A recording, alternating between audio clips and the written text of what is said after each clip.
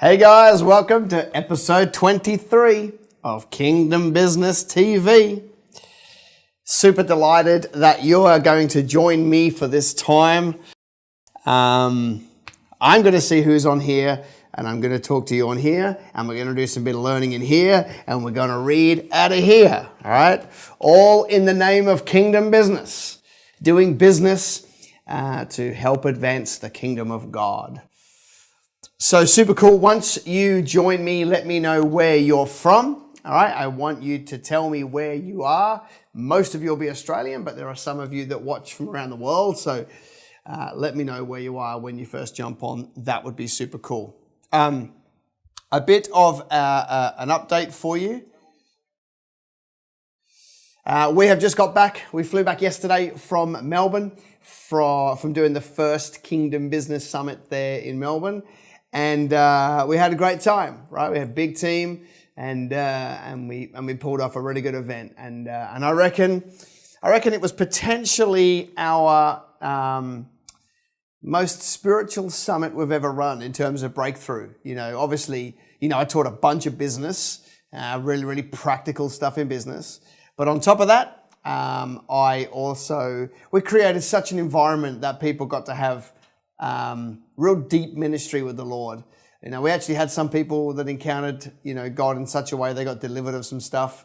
Long-term healing where Jesus did some real deep ministry in people. So it was a really nice, well-rounded event. We got to talk business. We got to do a bunch of ministry, and I don't know. It felt like probably such an environment where people got some healings and some revelation and downloads. So it was a very interesting event from a team perspective. We probably had more opposition for this event than we've ever had in the past, which is super exciting. And that obviously means that we're breaking some new ground. And we got to announce our latest project, which I won't tell you, but if you're in Melbourne, you will know that it's a bit of a game changer for this country. I don't want to spoil it though for the rest of the towns. So this week we head out down to Sydney for Sydney Kingdom Business Summit, which I'm pumped for. And by the way, while I'm on the topic, there are still a couple of seats for Sydney, and there are still a couple of seats for Adelaide. So go to kingdombusiness.com.au if you want. Gold Coast is full, and so forth. But it's going to be good. All right, who we got here? We got represents from Pakenham, Gold Coast, Casuarina, beautiful part of the world, near my neck of the woods. Melbourne. Awesome. Well, you know what? I just really appreciate you dialing in. Why don't you do me a favor? Click the share button on your device. That'll push this out to more people. It'll let people know, and then I can have a greater level of influence, and you can be part of that story as well. So, what are we going to teach from today? A bit of scripture, I reckon. If you only read, those things that say if you only see one movie this year, it should be this one. Well, if you only read one book in your life, it should be this one. Well, your version of it, but the Bible. We're going to go to Ecclesiastes. Why? Because not many teaching comes out of that book. We're going to go to Ecclesiastes 11, and I'm going to read from 3 down to 6, and then we go and talk about it. All right, Ecclesiastes 3 to 6 goes like this. If the clouds are full of rain, they empty themselves upon the earth. Makes sense? And if a tree falls to the south or the north, in the place where the tree falls, there it shall lie. Like super practical. He who observes the wind will not sow, and he who regards the clouds will not reap. It goes on to say, as you do not know what is the way of the wind, or how the bones grow in the womb of her who is with child, so you do not know the work of God who makes everything. In the morning sow your seed, and in the evening do not withhold your hand, like both. For you do not know which will prosper, either this or that, or whether both alike will be good. All right, so here's the thing, right? Do you know how many people I meet who are making decisions every day based on things that are uncontrollable? Like what scripture is telling us here is it's designed in such a way as we don't know everything. We're always going to have things that we don't know. That's the mysteries of God. It's a beautiful thing that we don't have the full knowledge of God. However, what this scripture is talking into is saying, even though you don't know, your behavior and your action must line up with what's smart. For example, it says, he who observes the wind will not sow, and he who regards the clouds will not reap. You know, so many people are looking at external circumstances to make a decision on what they should do in their present reality. Let me give you an example. The amount of people say to me, now is not the right time in the economy to do X. And I'm like, firstly, that's madness, okay? Because even like for small business, right, which is most of us under 25 million, even for small business, when the economy absolutely crashes like it did in 2008, it doesn't really affect us because we are so small that we can pivot on a dime, different products, different services. You know, I had clients in construction on the Gold Coast that I took from 800 grand revenue to 4 million in revenue during the GFC, during the height of the GFC, 2008, 9, 10. Because small business are not largely affected by any of those external circumstances. You can be a small business, all right? The world could fall apart and you can increase your conversion rate 23% in the next month, right? That's the reality of what's going on here. So that's just a practical example of this, right? You know, he who observes the wind will not sow. The problem with observing the wind, metaphorically, is you don't know where it starts and finishes. So you're making a decision on something that you know nothing about, right? How many times do we do that in business? How many times are we worried, I don't want to put on a staff member because they might quit? Well, what if they stay? Like, that one's largely controllable, but not totally controllable. If you're waiting for the right season and the right time, you will wait until you die, okay? And that's not going to help you build the momentum you need to grow a business. You've got to make smart decisions and you've got to take action today. If you're not sowing today, God cannot bless it. It says here, do not sow in the morning and do not withhold your hand in the evening, saying sow often, build your business often, put strategies in place often, take risks often, because you don't know which one's going to prosper or if God will be good to both. You know, sometimes you're going to sow, right? That could be investing in some equipment, investing in some marketing, buying some customers, new website, new Facebook, employing someone, whatever. Some of those stuff's going to fall on deaf ears and it's not going to work. Some of that stuff's going to get blessed. And if you don't do it because you're worried about what's going on, then there's not a lot there for God to bless because you're not doing the activity, you're not doing the natural for him to add his super over the top. All right? So you just got to think about this and go, okay, if I can't control it, it shouldn't matter. I've got to take lots and lots of action, okay? You know, in my experience, right, I've got so many irons in the fire in any one thing, starting Kingdom Business TV, doing a network, doing an intake over here, launching a new program. I've got so many irons in the fire that God be blessing them, okay? Does he bless all of them? No. Are some of them just bad ideas? Yes. But I'm sowing in so many places that some of that stuff has to stick. Okay, and I reckon I'm a living testimony to you don't know which one's going to work, and sometimes God is good to both. And I've had that where God has actually blessed more than one thing at one time, and then you get a heap of momentum. So stop looking around at what you can't control and just look down at what you can. Start sowing in the morning. Do not withhold your hand in the evening, right? Start investing, start finding strategies, start putting the stuff in place, and God will be blessing it. The more you have in place, the more chance he's got to bless you. Okay, because there's more activity for him to get involved in. As long as you keep withholding, you lose. That's the strategy right there. All right, well, that's exciting. By the way, you guys, if you've got a business question, send a message through to us. Send a message to the Business Greenhouse page. My team will reach out to you, get your phone number, get you patched in here, and that will be super, super cool. All right, so appreciate you guys jumping back on. Let's talk about some business stuff, some practical stuff here, all right? We're going to talk about efficiency for a minute, even if I can't spell. Efficiency, that'll do. Entrepreneurs, we live by a different code, right? We don't get caught up in minor details like correct spelling or grammar, right? We're too busy. We're on task. We don't need to worry about stuff like spellings and grammars. All right. So I'm reading your comments at the same time. Heaps of fun. So I want to talk to you about efficiency because most business owners do not get anywhere near enough done in a day. Right. Momentum is worth more than money. Right. You've just got to build the momentum and keep it moving. Build momentum and keep it moving. And that is why efficiency is so important because if you're If you're not absolutely milking every single day with productivity hacks, if you're not milking every day with getting the most out of it, if you're wasting time, bleeding time, right, then you will lose. And by lose, I mean you'll just build an average business, right? This day and age, right, you've just got to keep that momentum going, building. And that's what's going to get you there. So the most important part of this, though, is efficiency. How do you manage your day? And this won't matter whether you're a one-person operator or a team of 5,000, because you still have to be the most efficient person you can be every single minute that you are building your business, okay? So I just want to have a look at a couple of things that you could be doing there so that you can get more efficiency, more momentum, and in turn, of course, more of their monies, all right? And then you can give it away, which will be heaps good. So, by the way, share it up for me. Again, that'd be amazing if you would do that. Share it up. That would be super, super cool. So let me ask you this question, right? What are your profit-producing tasks? What do you do that are profit-producing tasks? If you're like me, right, you've got a million things you could do. You wear 75 hats, right, and that's just Monday, right? You've got lots to do, lots of tasks, lots of things.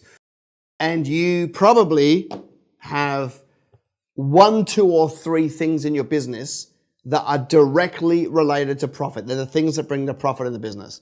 And then you'd have a whole bunch of stuff that's important. Then you'd have a whole bunch of stuff underneath that seems right, but actually gets you nowhere, right? I wonder if you've ever thought about it.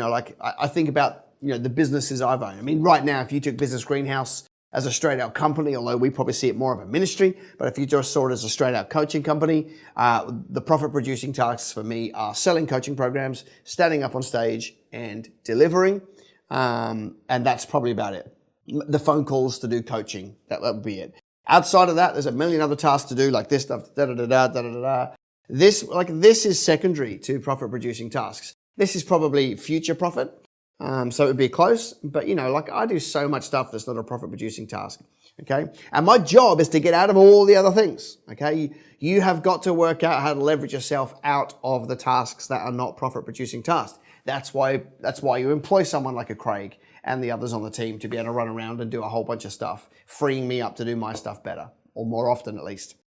So what are the profit-producing tasks for your business? You should do this exercise right now as you are watching. There will be 1, there will be 2, and there may be 3 things that bring in the profit.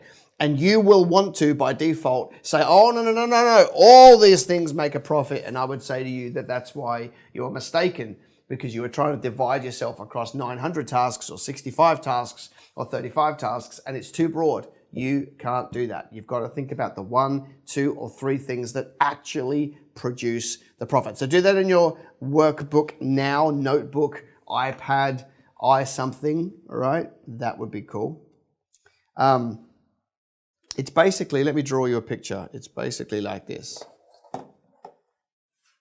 You would have heard the old sermon illustration about the glass and the rocks. Probably. I think it might have even been told as a university lecturer who had his class in front of him, and he basically had a glass vase, some rocks, some little rocks, and some sand. You couldn't see. What he did was he pulled these big rocks out from underneath, and he put them in the glass like this. And he filled it up like this, and then he asked the students, "Is the glass full?" And they said, "Yes, it's full." So he sneakily goes and gets small rocks and pours them into the top, and they fill in the little gaps like this. And then he asks his class, "Now is it full?" And they're like, "Oh, yes, now it's full." And then he reaches underneath and he grabs some sand and he pours some sand in, and the sand fills up all the little cracks.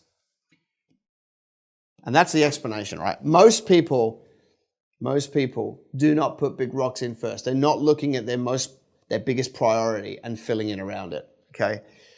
Most people just fill the cup up with sand. You need to consider the rocks and then the small rocks, and then the sand. If you were to divide all your tasks between those 3 areas, then you would start to get a picture of what are the most important tasks that you need to do first.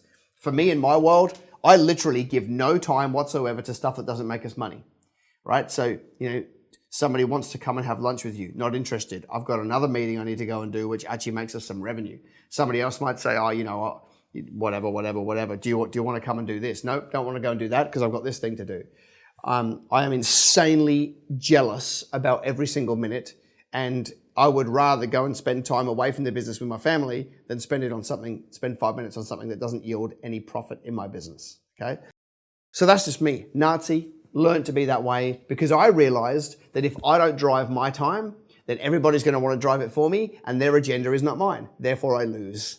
So I want to be driving my time all of the time. Okay, there's probably only 3 people in my entire life that can say to me, hey, I want you to come and do this right now, and I will drop to go and do it. Everybody else, nah, it just doesn't happen, right? I don't return any phone calls unless they help me. I don't answer any emails unless they're part of what I'm doing. You might be saying, that's crazy. No, I've only got 10 hours in a day to run my business and grow it. So I can't be pulled in all these different directions. You want to come to this breakfast? You want to go over here? You want to go over here? No, it's not part of my plan. I'm not doing it. Right? Don't even get back to people. You call that you might call that rude. I call it smart because I'm driven by my time, not theirs. If people really want to get hold of me, I'm not that hard. I'm all over the internet and I have a phone number on the internet. Not that hard to get hold of if you want to. But anyway, that's kind of how I see it. Do we have a question? There's one in the comments. There is something in the inbox. Is it got nothing related to the show? Maybe could be related to KBS. All right. I can't see a question. Well, if you've got a question, then send a message to our page, and my team will reach out to you and get you in there. Okay. So do that. Do that now. Okay, that'd be handy. So while you're watching this, right, just grab a pen, grab a notebook, grab something and decide, maybe you can't do it all right now because it's probably a bigger task. But if you were to list out, let's do this, right? If you were to list out all of the tasks that you do, right? The 1-minute tasks, the 30-minute task, the 5-minute task, everything that you do in a week, and then go back and go, okay, that's sand. That's a small rock. That's a big rock. I need to prioritize that. That's sand, that's sand, that's sand. And what happens over time is you just get the sand, right? And you give it to somebody else. Okay? How hard is it now to go and get a virtual assistant in the Philippines for $10 an hour, right? It's great. You can turn them on, you turn them off, do whatever you want. Life gets good. Simon asking if I can have lunch with you. Love you, man. So, you see, for me, I do some sand, and only when it excites me, right? So call me crazy, but in the lead up to the summit, when there's 5 million little bits of logistics, I really quite like being across all the details. But I choose that. And then there's other times where my team can't get hold of me over something for 7 weeks because I've just checked out. I don't care. It's sand. It's not gonna matter in 5 years. So you should do that exercise, but it might take you a little bit of time. What about this for an idea? And if you've got a question, put it in the comments box. I will answer it. I'm going to see what this inbox thing is all about that's here because I want to know because I'm greedy. Okay, good. Something that doesn't relate to the show whatsoever, which is why you didn't show me. But it's a good thing nonetheless, right? We should give that person a scholarship ticket. I still have space for 1 or 2 sponsors at Sydney Kingdom Business Summit, right? So for only a few $100s, I can put you in front of a couple of 100 business people and promote you heavily to make sure you get exposure and sales. If you're interested, put a comment in the comments box. Sydney, and the Gold Coast and Adelaide. Why don't we just open it up? Team are cringing, we're opening it up. All right. Now, here's an idea for you. Default diary. I love these things. Monday, Tuesday, Wednesday, Thursday, Friday, Saturday, okay? Lord only had 1 day off, so should you. And then we divide. So you could do this, as an Excel spreadsheet, right? If you're socially awkward and you use an Apple product, then you could use numbers or whatever it's called, I don't know. Basically, here's what we do, right? Imagine if you woke up every single day knowing exactly the tasks you had to work on to be the most efficient. That's a roadway to winning, all right? So here's what we do. Is that going to work? Yes. All right, so I'm just going to pick random colors and color them in, right? So that right there could be 7 to 7:15. This could be 7:15 to 7:30, 7:30, get my point, to 8, 8:30, 9, 9:30, 10, okay? And you color these in. You go, okay, red there. I'll explain it in a second. Red there, red there, red there, red there. Faster, faster, faster, faster, faster. Red there, okay? And then we get a different color. Oh, that's a nice little teal. Let's see if we can get a bit of teal going on. Okay, that's teal there, there, there, there, and there. So I get more choices. Ooh! They're a bit boring, Craig. We'll take a bit of yellow. That'll stand out nicely. Bit of yellow in there, bit of yellow in there, yellow in there, yellow in there. Anyway, you get my point. That was probably just me more having fun coloring in like a child again. But here's what we do, right? So every color has its own task, right? So red could be, following up quotes. Teal could be leading the team. Yellow could be meeting the boys on site for operations. Another color could be making outbound phone calls to drive new business, whatever it is. Basically, you create your ideal week with enough time that you can't get this wrong. So if you're the kind of business that has to do outbound calls every single day, then you slot this in every single day. If you're the kind of business that does outbound calls once a week for half a day, you just slot that in there once a week for half a day. And then the other stuff. If you need to do your accounts, how often do you need to do your accounts? Some people invoice once a week. Some people invoice every single day. You get to choose. The beauty of having a default diary and having the whole thing set is that when you are on a task, you don't have to worry about the other tasks that you're not getting to, because there is time factored into your week to get to them. So when you're on sales, you don't have to worry about, I'm not doing my book work. When you're on book work, you don't have to worry about not doing your sales because you have factored it in. Now you don't have to worry about anything. You get up Wednesday morning, you know exactly what you've got to do for the day to create your ideal week. And you leave a little bit of space because, life happens and some things hit the fan. And so we need to be able to factor those in. But basically, if you were to take your rocks and put them in there first, and then take your small rocks and put them in there second, and your sand, see if any of them fit on there. Whatever doesn't fit in there, find somebody else to do. Get a VA, get a school hours mum, get a part-time worker, get a full-time worker. You're always going to have to invest in those people before you can really afford it. Now, have I got a question? I have 2 in the comments. 2 in the comments. In the comments. Good. Well, I can only see 4 comments. And I can see that there's 42, but I'm only displaying 5.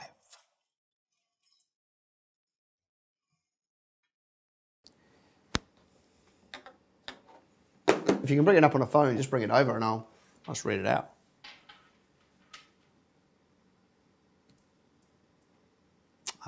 The old expandy spandy. All right.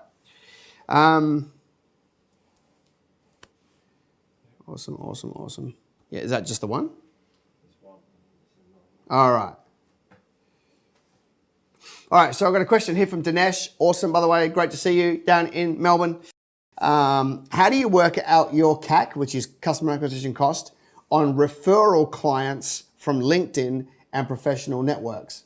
Well, your CAC, obviously you might want to measure that generally across all of your clients, but if you're doing CAC per source, then you just got to work out any money you've spent. Have you spent any money on those? If you're just doing organic LinkedIn posts and you got a customer from that, then your customer acquisition cost is incredibly low, right? That's all it comes down to. What you may want to factor in is if you've got a referral and you send a thank you gift to the person that gave you the referral, then there would be an overhead that you would probably want to factor into the cost of the customer acquisition cost. But if there's nothing there, then there's nothing there, okay? That's all you can do. What about naughty clients who break contracts? Do you chase them? Yes. We're running a business here. If they've signed a contract to say they'll do this, then chase them. It's going to be hard to chase them. Most people don't do contracts well. Most people, they have this little line on their, whatever, purchase order or whatever that just says, I agree.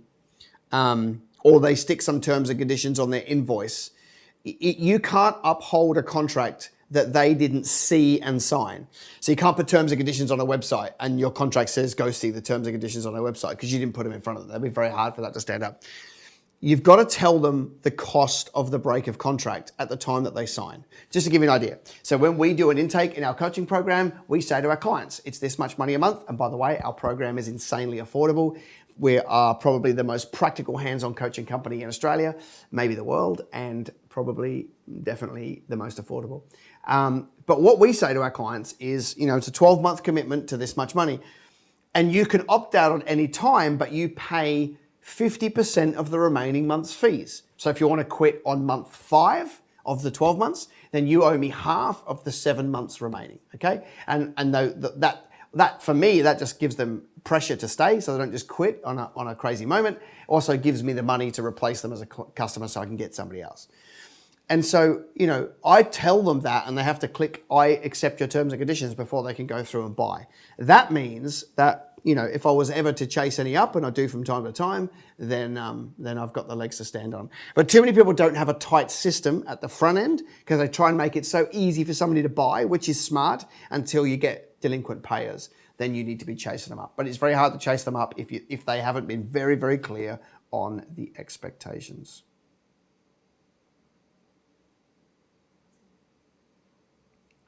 Well, legends, that right there is the end of episode 23. If you liked it, I want to see some love hearts flying. Some love hearts, because that's the oxygen that keeps this world going round and round and round. I want some of that love from you guys, all right? I'm jumping on here during my month. I mean, this is hell month for us, right? Four summits during March, and I'm still on here doing this. So I want some love from you guys. Why? Because I'm a nice guy, and there's not many of us left. All right, gang, getting some notes. I have a couple of scholarship tickets left. Let me tell you what that means. One of our clients has done well in business, and they wanted to pay it forward. So they rang me and they said, hey, listen, we'll buy some tickets for some people that can't come. And so only for Sydney and Adelaide, okay, we've got, I'm calling them scholarship tickets, but they're for people that have, they got a startup really early, or, single mom, single dad, making it really tough for them to get ahead. I want to do my bit. And so these tickets are not free from my point of view. They've been paid by one of our clients who is doing well in business. So if you know someone, tag them in the comments below, and we're not trying to embarrass anybody. They can just reach out to us on Messenger and we will fix them up that way. I'll be back here next Monday to chat with you guys and answer your questions. Bless you. See you soon.